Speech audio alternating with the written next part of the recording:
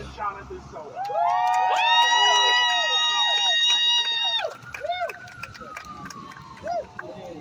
It is so great to see. Tom and I are neighbors, so I love the work that you do, Tom, because Tom's a deacon. Tom understands that there's a moral compass that animates his work, and you do an amazing job representing our people in the steps of power. And since this is a faith visual, there's a theologian, a very amazing writer, but grew up in the church, James Baldwin. James Baldwin said that we cannot allow religion to be the sanctification of power. And this is to all the faith leaders that are here, that you cannot allow whatever contracts, whatever favors from the city, whatever different machinations that the mayor or the city does to curry your favor, to allow you to sanctify power. Because our role is to sanctify the people's needs. Another theologian up in Union Theological Seminary, Professor Aubrey Hendricks, stated that we need to treat the people's needs as holy. The people's needs as holy. And we have this fear-based narrative that has infected our politics so that we cut in order to fund things that are defensive. When Scripture is very clear that we can't fear those that destroy the body, but those that destroy the soul. And the soul is animated by education. Education is not about control. That's right. It's not about the mayor's control of this budget. It's not about the mayor overseeing a process of defunding in order to fund, as the public advocate says, more special and safety officers in opposed to safety counselors. My daughter's school defunded $500,000. It's absolutely out of control. So I just thank and honor every single faith leader that's here, every single people here that isn't even out of faith. Because as we saw people say, faith without works is dead. Education is not about control, it's about liberation. Amen. It's about ensuring that the people's needs are liberated as holy. And that is why schools are sacred. And I just want to honor you all for being here. And education is not about control, it's about liberation. All right, amen. Well, for decades, the left in this country and around the world have talked about, struggled, and argued over how to bring about a united front with a progressive, coherent vision and plan of action. More often than not, these efforts have failed, resulting in a fractured sectarianism and self-destructive infighting among the various individuals in these groups and organizations. The wounds have been largely self-inflicted. Today on The Radical Imagination, we have a bright, young, energetic, and articulate community organizer and activist who's running as a candidate for New York State Assembly's 82nd district in the Bronx. Jonathan Soto is a public school parent, trained in urban planning and law, organizing a campaign to reclaim, as he puts it, what our political system has taken from us. He's running on a participatory platform that seeks to bring democracy home and includes building a fair economy, enacting just laws, and creating a responsive government for our communities. He also, importantly, adds a moral dimension to the political narrative, something sorely lacking in much of the leftist movement building in the tradition.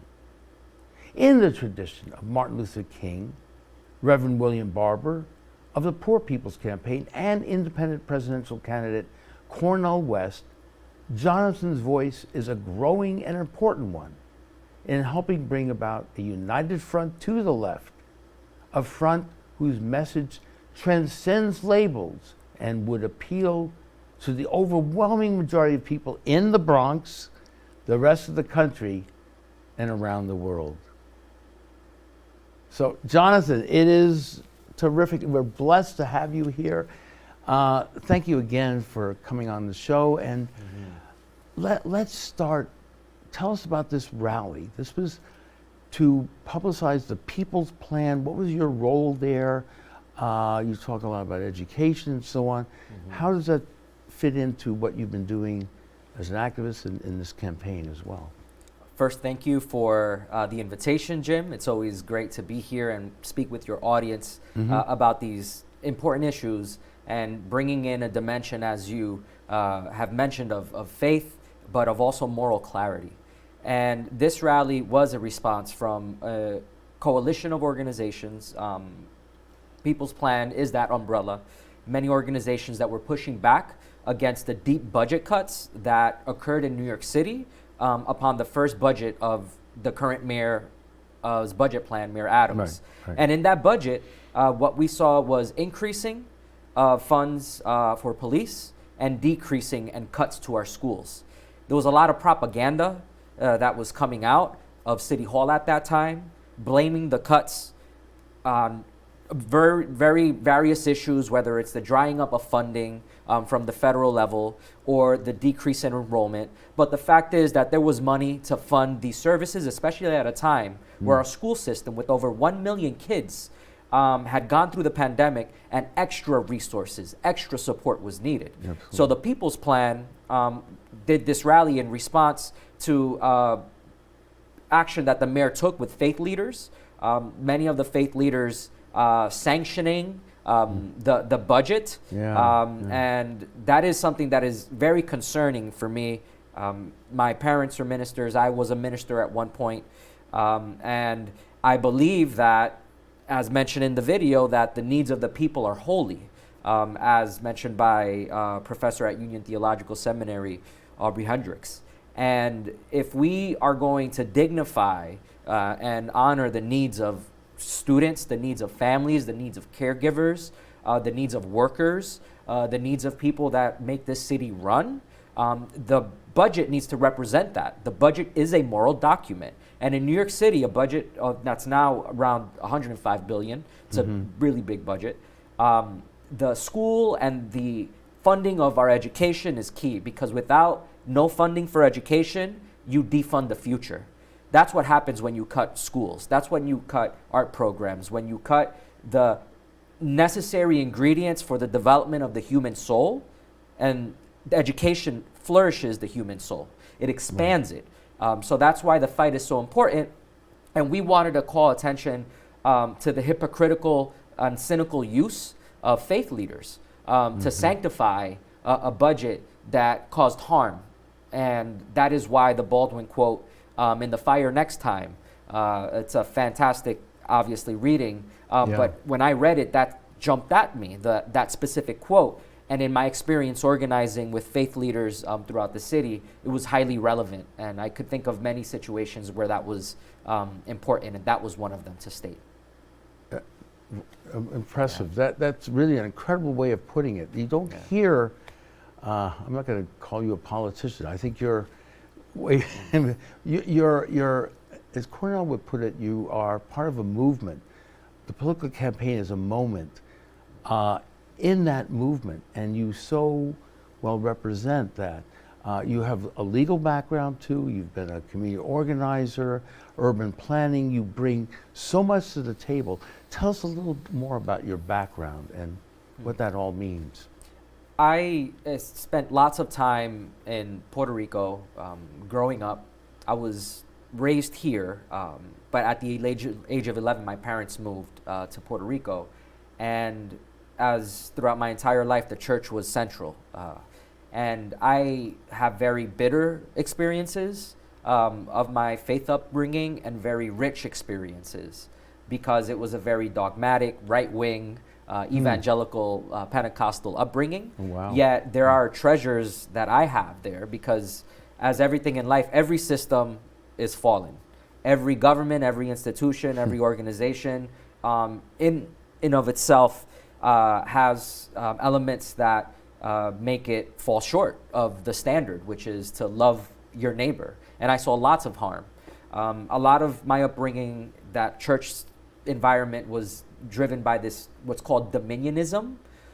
It's a very popular strain in right-wing like church and evangelical movements now, with the rise of QAnon and Trump.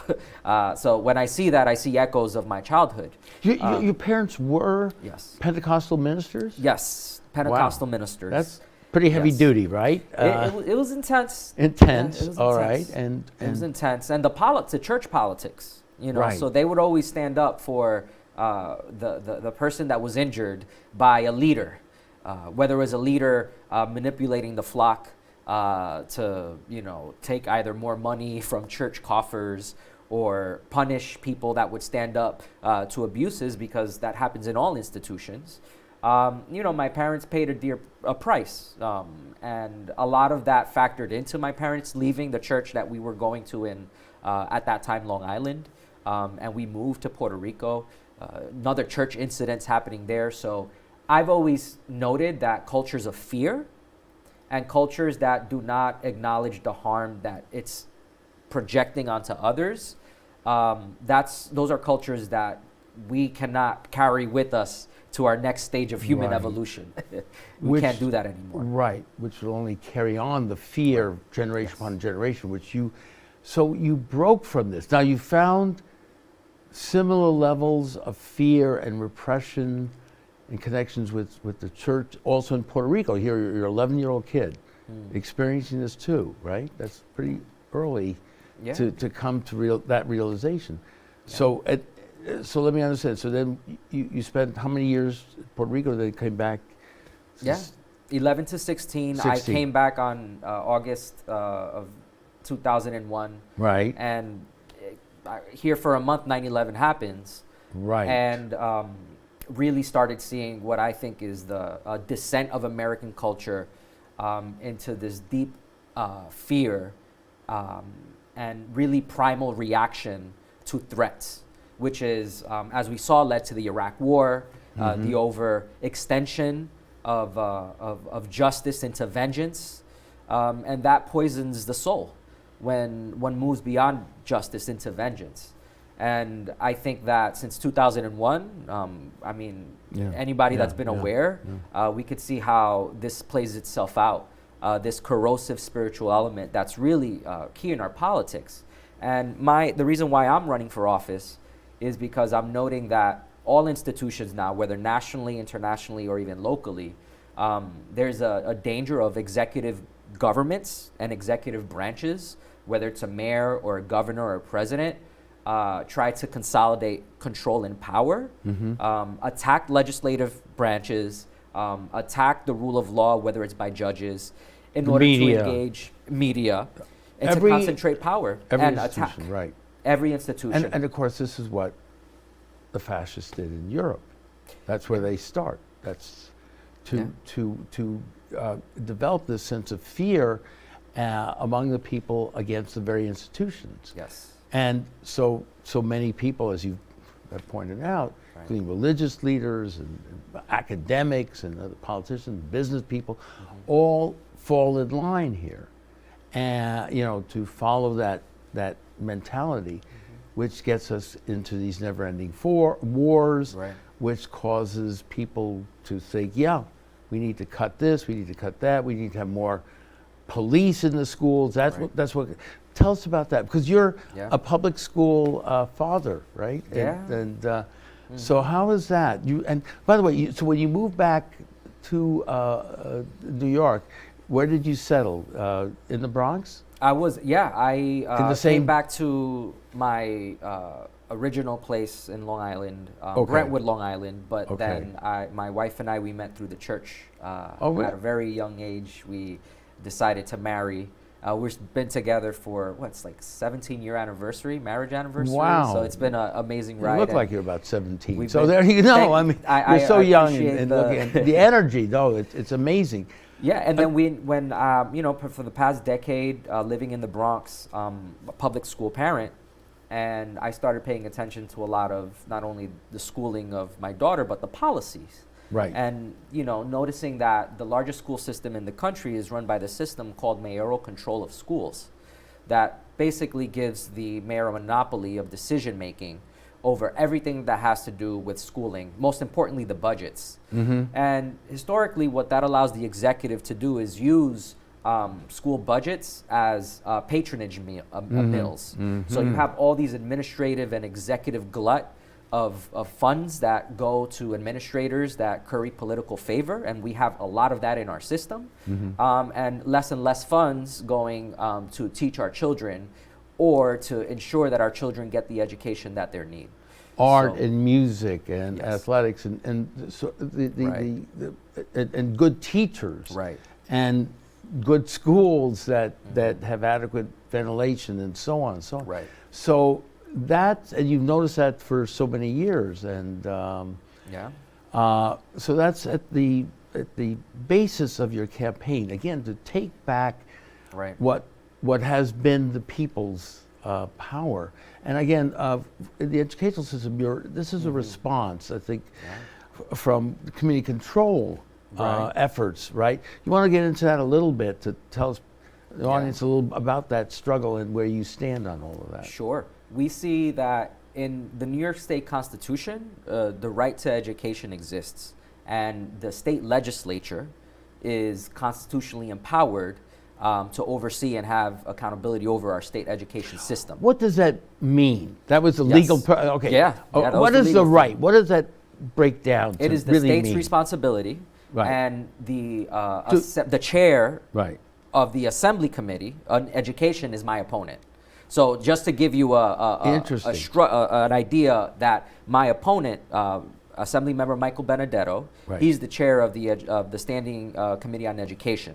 I So see. he is vested with power by the Constitution of New York State to do a lot of and have a lot of influence over the educational system. Yet Bloomberg, right after 9/11, after that situation, he found a way.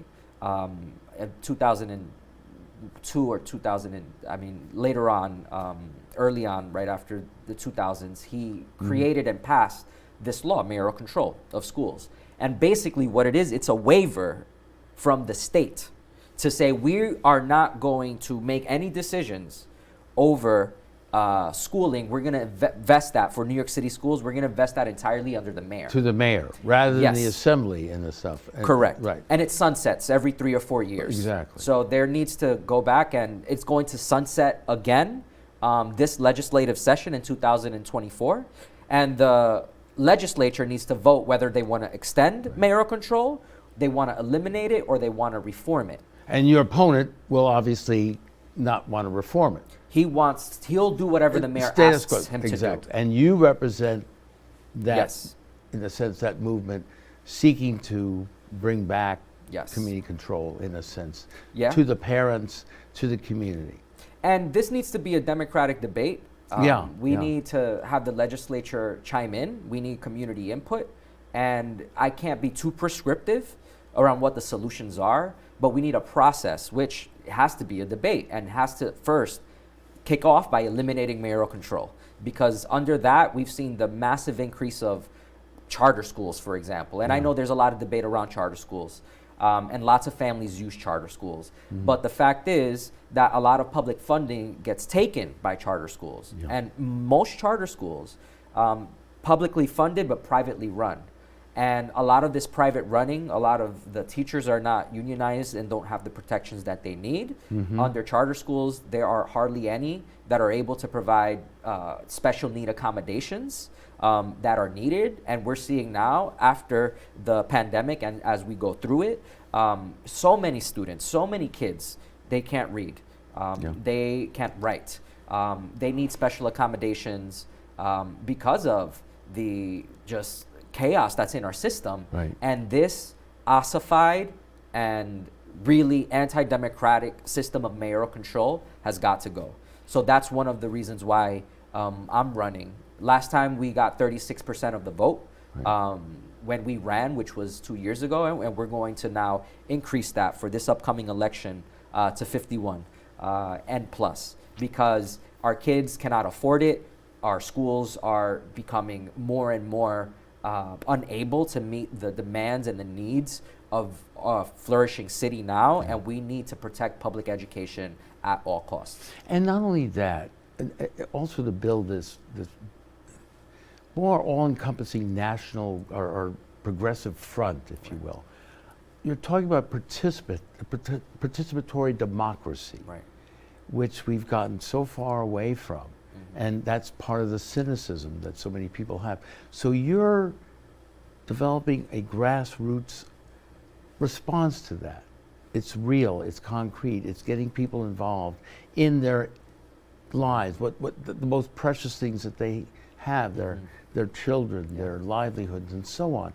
So I think what you're trying to do is so, as I try to say in the opening, so all-encompassing that lessons we need to learn everywhere, Yeah. in the Bronx, throughout the country, throughout the world. Right. It's critically needed. It's because we're at the crossroads, it seems like. Who are we going to sanctify here? Do we sanctify war? The violence, we see that happening in the Middle East. We see it in Ukraine and Russia and all over the world. And so there's got to be alternative vision that's clear, that does have the moral Right. gravitas, that this is serious stuff. These are people's lives. And that has to be put in policy as well.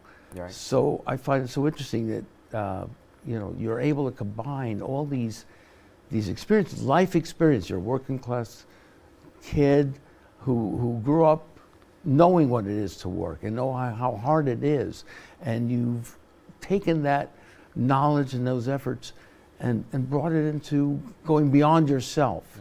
And it's just a beautiful thing to watch and to have our audience understand. And to your point around the need for a grassroots movement on education, there is a grassroots movement on education, but happening in the right wing, and especially at the school board movement that we're seeing throughout the country that is seeking to single out children who are queer or LGBTQ, that seeks to erase the true history of this country when it comes to enslavement and when it comes to the mass genocide of indigenous peoples. Yeah. And we're seeing this couched on the right wing, whether it's Moms for Liberty, whether it is Not a just lot in of these Florida, groups. it's growing in Yes. what is it, 13, 20 states now? Absolutely. So And here in New York City, New York City, when yeah. it's called the council, the CECs, the Community Education Councils, Okay. they replaced the traditional school board model, which is something I definitely want to advocate for because it vests parents with actual power for elected positions, as opposed to now the CEC is entirely advisory and can be ignored. So what we're seeing though is that Moms for Liberty and groups that are affiliated like Place NYC, which is advocating for more and more testing, more and more meritocratic school processes that don't work for Black and brown kids. They won 40% of CEC elections, which take place in New York City. That is a huge threat, and it should be a huge wake-up call, because now we're going to see challenges to curriculum here in New York City. We're going to start seeing that same anti-LGBTQ animus take parts here, and whatever we don't deal at a national level, we're going to feel it here at home. And the best way to counter it is by instituting a democratic and more participatory process for our education system, which is not mayoral control. Education is not control, it's liberation. And we need to liberate ourselves from the executive's control, whether it's the mayor or the governor, and have the legislative branch stand up. My opponent, Michael Benedetto, is not standing up. He's just saying yes and green lighting whatever the mayor says and allowing for these devastating cuts to happen. And that's why we're running, and we're going to win this. And the kids become the scapegoats. That's right. Well, they're failing. They're not reading. They're not writing. They're out in the streets causing trouble. We need more police. We need more police in the schools. This is what they understand. Yeah. And of course, that's not the way to raise kids. It's so wild, Jim. There's so much toxic. propaganda. There's so much propaganda when it comes there. My Right. kid doesn't receive any books, no physical books. My kid doesn't have locker rooms. The kid is in what grade now? She's in the 7th grade. 7th. She doesn't have locker rooms. She doesn't have, the school looks like a prison. What do you mean she doesn't have any physical books? I mean, Remember when you were a kid and you Yes, used to go I do, up, yes. there was so much funding and resources. yeah. Teachers need to buy supplies. I went to New for York their City kids. public schools. That's what saved me, because And what's happening is that it's very disingenuous, the propaganda. What Right. a lot of critics of public schools was saying, well, you're increasing per student funding Yeah. is at an all-time high. Yeah. But if you look at the per student funding, yeah. a lot of it's going to security and safety. Nothing has to do with kids. A lot of it's going to these food contracts for these cafeteria vendors of food that is not edible. Like, I'm literally looking at the food. The mayor likes to talk a lot about healthy food. It is not edible at all. Who are these vendors that are receiving these huge contracts? Who are the people that are getting the contracts for the administrative costs? So when you look at per student funding and the opposition says, we're spending more and more money with less and less results. Yes, because the system of mayoral control ensures that administrative costs, security costs, and costs for everything except student specific education and needs are not met. And that's the propaganda that we see. Well, you had a lot of the same thing going on in the Great Society programs. The money is there. It's how it's distributed. And as you point out, much of the money that was supposedly going to go to the people, directly to the communities, went to, as you point out, the middle-class professionals or administration, or not directly to the kids and their needs. Right. And that's the point you said, the holy sanctification of education, and the need to use that struggle, that moral struggle, to give the kids what they needed. That's right. What they need. And this is not nuclear science here. These are moral decisions. That's right. Certainly my generation went to public school, know exactly what I'm talking about. Yeah, there's a huge crisis now of middle schoolers, even high schoolers, not able to read. Like, basic literacy has plummeted, and this You is a factor. helped AOC develop a homework program, right, on that? Yeah. Tell us a little about that too. Yeah, That was the during congresswoman. COVID. Yeah, the congresswoman had developed a what's called Homework Helpers program, and when I worked there, we were able to recruit volunteers to provide free one-on-one tutoring. And another thing that's going to be a huge battle in the state legislature is this class size law. And there was a smaller class size law that was passed. Right. For me, one-on-one tutoring was extremely important. Studies show that one-on-one engagement, individualized attention from an actual human being, not an AI program, as many may try to do, but an actual human that has one-on-one engagement with the student when it comes to a task and learning and development is critically important. So we were really excited, and the Congresswoman has continued that program. But now there's a lot of attacks of a bill that passed last year on smaller class sizes. So now the mayor wants to, or his allies are trying to say it's not necessarily feasible. Class sizes are small enough. They're not small for my student. I can't see them. And we need to fight for that. And it's also an incredibly important fight that's happening now in the state legislature. How's the teachers' union? Do they support what you're trying to do here? The teachers' unions are divided? They definitely should support. I would think so. Obviously we know there's a benefit of incumbency that takes place in New York City politics. But I'm excited to work with them once I get elected, whether I'm endorsed by them or not, because teachers have had it really rough. The conditions that teachers are teaching in are unacceptable. They are not getting paid enough. And basically, it's similar across all industries. Yeah. For example, you have two retail workers working in a Walgreens. Two retail workers cannot manage the entire store, and one teacher or two teachers cannot manage 40 students. Yeah. It is the capitalist logic to ensure that we have less and less people serving more and more populations. And that's something that we can't need, especially when it comes to our education and public education, which I believe animates the soul, the intellect, and the spirit. We need knowledge, we need correct knowledge, and we need to learn together. And our kids really need that in order to succeed in this really chaotic time. Sure, and you get the self-esteem, the self-reliance. It means everything to get the student on the path of healthy living, productive, and just happy living as well. And I marvel at your openness and your desire to open up the system in this participatory way. And I'm also trying to understand you. So you came from, in a sense, an authoritarian religious background that did not foster that.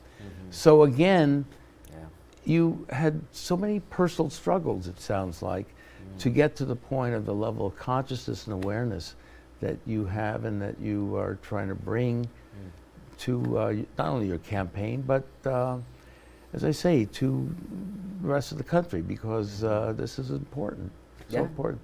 And we're seeing that not only in my situation, but the UAW union leader speaking about faith and speaking about the need to collectively organize and ensure that we live up to the tenets of Scripture, where the earner is worthy of their wage. That it is definitely much harder for a rich person to enter heaven. Literally, a quote from the union leader, which was really great. That's interesting. As the kids say, it was really based comment that it is easier for a rich person and a camel to go through an eye of a needle than a rich person in heaven. And using that type of language, using that type of metaphor, for example, for me, I'm not religious, and I've struggled to find like a place of worship. Inclusive spirituality. And as many millennials are experiencing, and young people, it's hard to find a spiritual home, but those experiences shape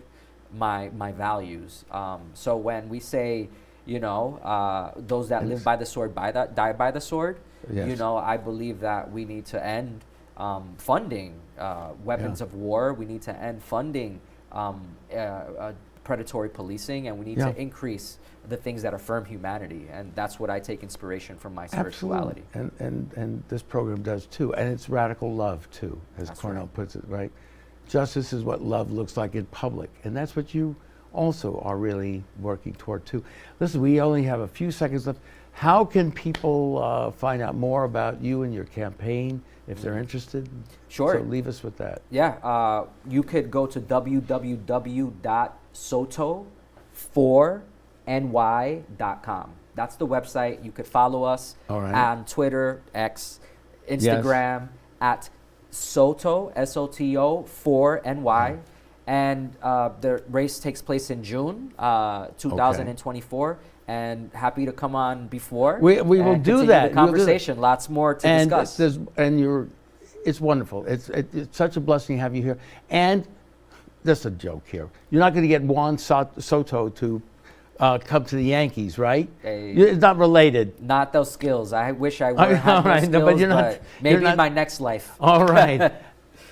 Jonathan, I wish you all the best in the world. Thank you. And thank you so very much for being on the show and being our friend here and comrade. And I appreciate it and really bless what you're doing. So anytime, thank you so and much. solidarity forever. In solidarity. We'll see you again very soon. Welcome once again to The Radical Imagination. I'm your host, Jim Vredos. I'm a sociologist who's taught at John Jay College and Yeshiva University here in New York. Our second guest today is Seth Adler, who most recently coordinated the Left Forum in New York City for almost a decade. He was one of the founders of the National Jobs with Peace campaign and has been a visiting scholar in sociology at the Graduate Center of the City University of New York.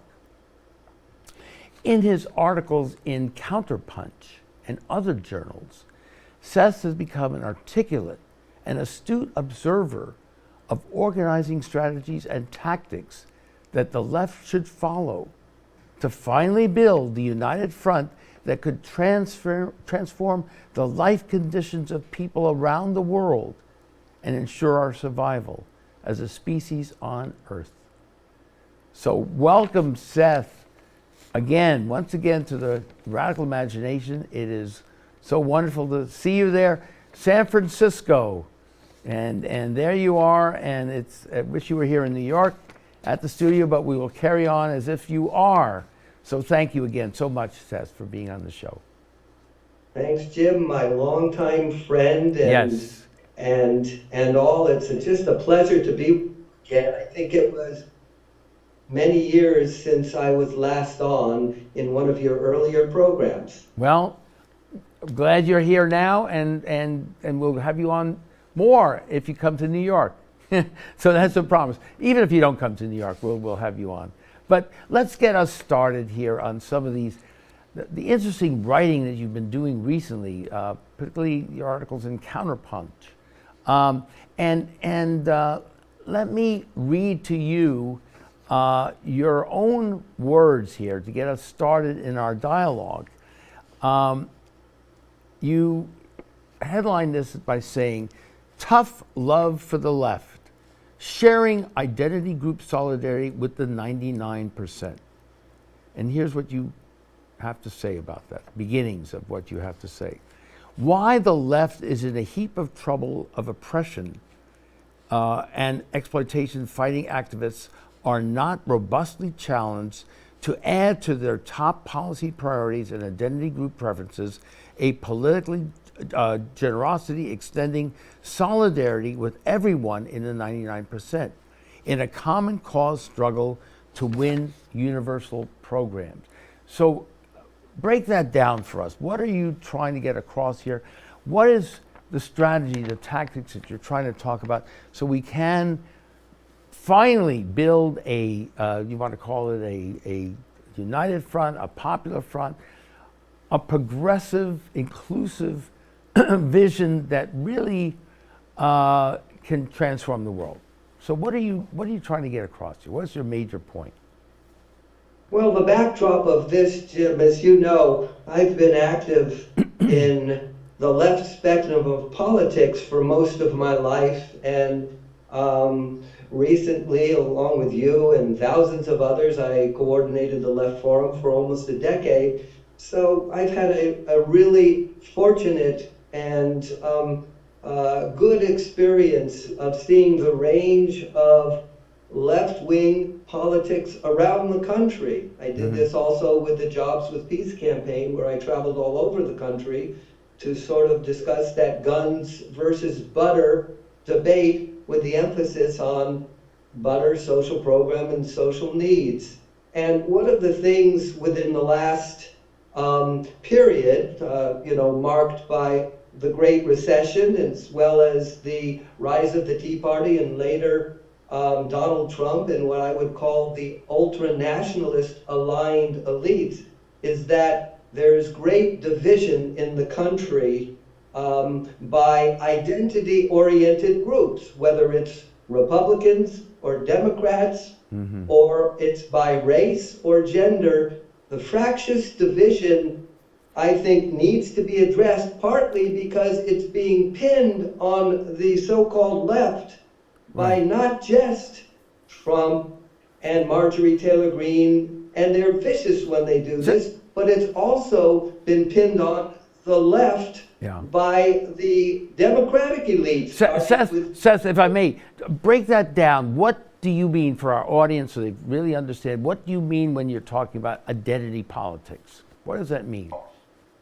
So identity group politics, as you probably talked about on your program, started with a sort of positive sense of becoming more aware of that the personal is political, as well as one's identity is not always chosen. Sometimes it's applied in oppressive ways.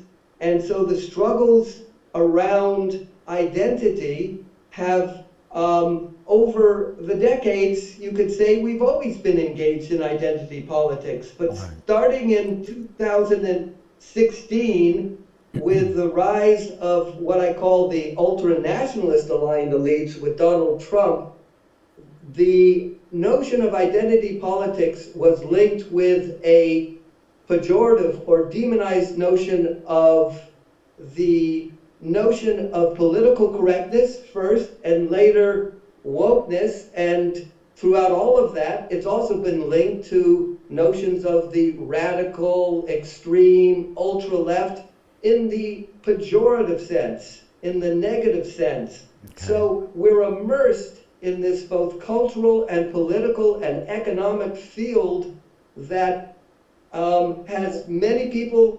identifying with broad generalizations of who we are that both are evoked from our personal life, but also our social life. And so we have identities within gender, race, class. Seth, if I may. Not necessarily a bad thing. Right. Seth, this is also another way of talking about culture wars. Is that correct? In Absolutely. Okay. So our audience is getting, better idea of what we mean here as we talk about this. Okay. Go ahead. I'm sorry. I didn't mean to interrupt you there. So then, Jim, when we come to the idea of the left, and thank you so much for reading the opening paragraph of that article where I say the left is in a heap of trouble if essentially groups, organizations, individuals are not able to move towards a more common solidaristic basis of the largest scale identity that we all can have. Human beings. Is the 99%. Okay. Right. All right. So, and that plays into, in your analysis, plays into the hands of the ultranational right. They want to separate that message and make people feel that this is a very indulgent effort and is not really speaking for the great masses of people, the 99%, right? I didn't hear the first part of your statement, Jim. Well, all right. It that plays into the hands of the what you've called the ultranationalist right, the Trump faction there, that wants the rest of the country to feel that way about the left, and that they're really not of. They're not really they don't really have their interest in heart, and so you're calling for the left to understand, to get out of their silos here, in a sense, and present a larger, broad-based, more inclusive analysis that can bring more and more people in and be successful, transform the world. Absolutely. Two things, Jim. On the one hand, it's not just the ultra-nationalist elites or aligned elites, Trump, Taylor Greene, Matt Gaetz, and others. It's also what we have been witness to, which is a demonization, and rightfully so in many senses, of what can be called the neoliberal capitalist aligned elites. Now that's more ensconced in the Democratic Party top of the hierarchy. So that's one point. The second point is that the division into identity groups that are smaller than the 99%, including the left, Democrats by race and gender, has been exploited and demonized by both wings of the ruling class or the elites. Good point. Very good point. Yeah.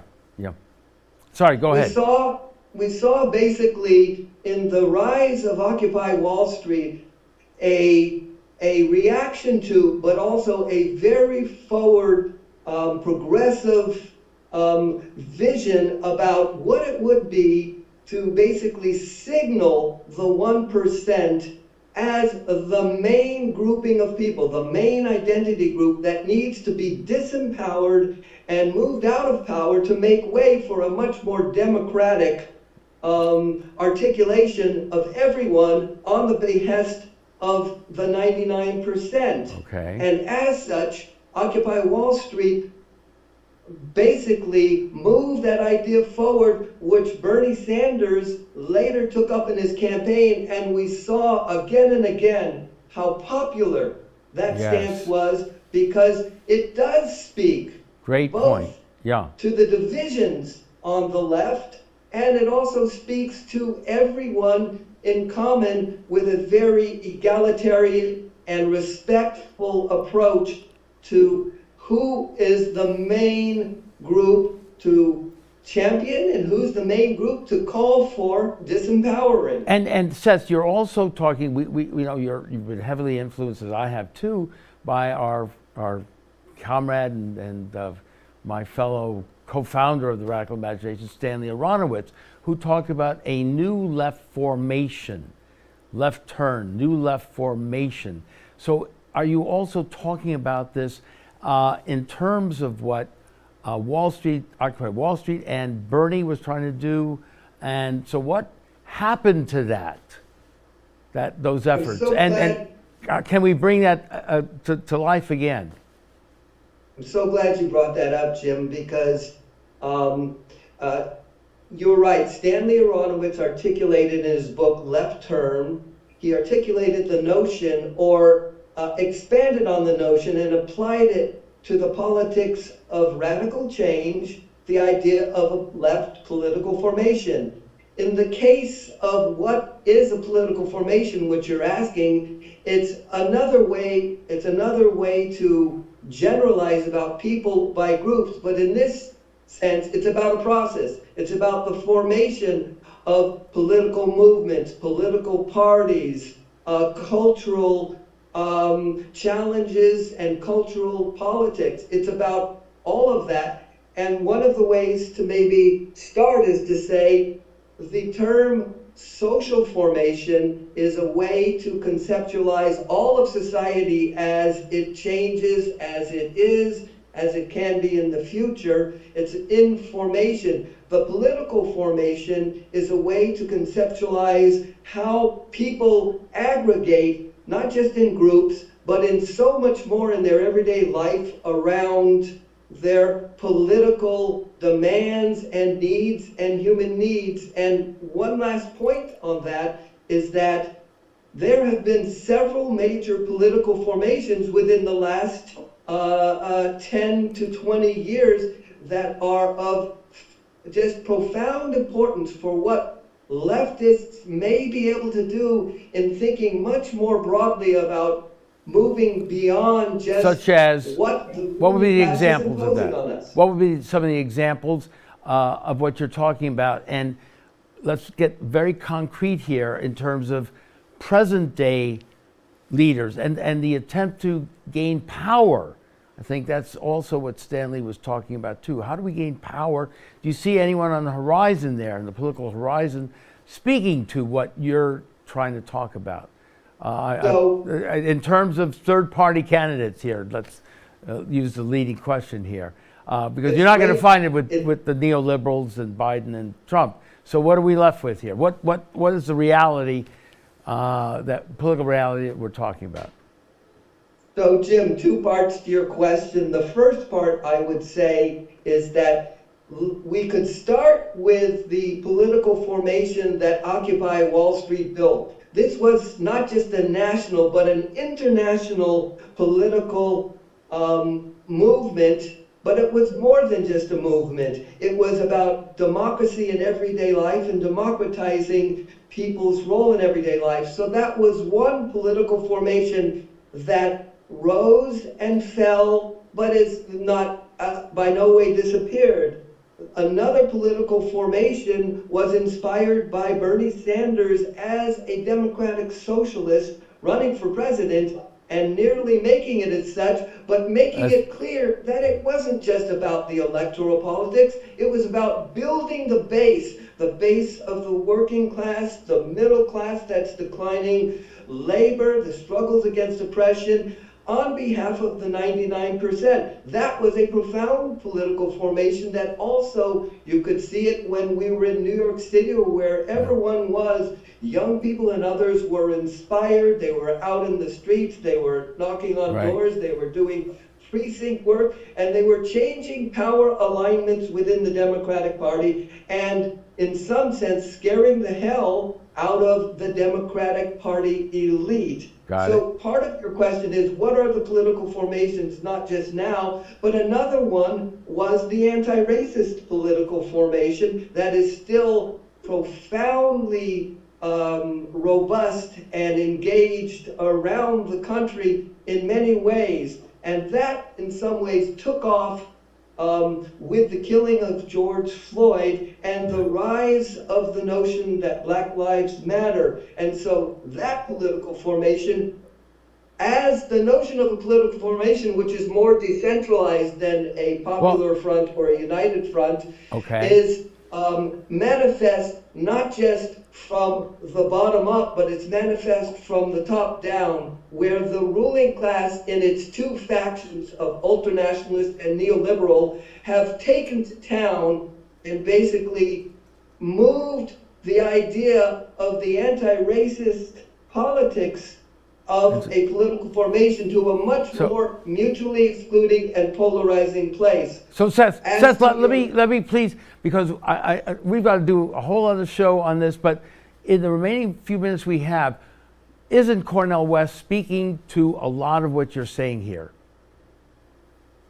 So you mentioned that Cornel has talked about a united front, and it's wonderfully evocative the way he appeals to our greater potential for love and unity. And so in doing this, Cornel also has talked about ways to move through the fractiousness of pitting a mutual exclusion of one identity against the other. Right. And what he said is, first, we're humanity. Second, we are struggling against racism, against exploitation, and against other oppressions.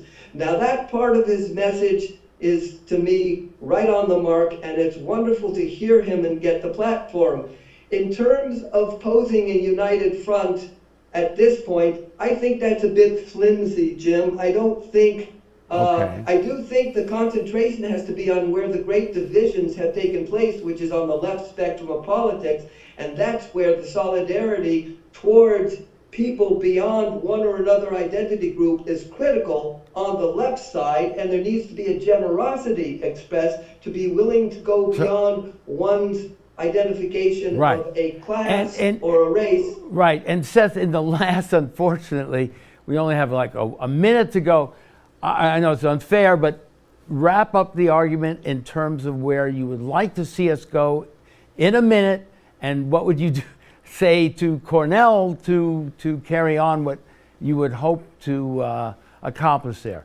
Sorry, we will have another show on this, but in a minute, can you do that? All right. So my concern about Cornel is not in the message, but it's in the base building strategy. And of that, I am concerned that there's not much of a robust long-term base building strategy, the type that Black Lives Matter and the anti-racist formation brought forward, the type that Occupy Wall Street brought forward, and the type that Bernie Sanders brought forward, and unfortunately the type that the ultranationalists are bringing forward quite effectively, moving us further towards what the entire ruling class is heading towards anyway, which is more of an authoritarian order. So the left, in this sense, needs to get it together to be able to understand that in addition to the struggles they take, they have to find a place for common cause and common solidarity, and that would be in the 99% against the 1%. Seth, terrific. This has been great. We will have you on again. We will talk much more about this. We will ask Cornel what he thinks about that too. I'm sure he's interested in the base building aspect of this as well. My friend, thank you so very much for being on. I wish we had more time right now. We don't, but we will talk soon again. Take care. Thank you, Jim, and I can't wait for that, and look forward to talking to you again. Thank you. And thank you so very, very much, all of you, for watching us this week on The Radical Imagination. This is Jim Verettos. We'll see you again next week on The Radical Imagination.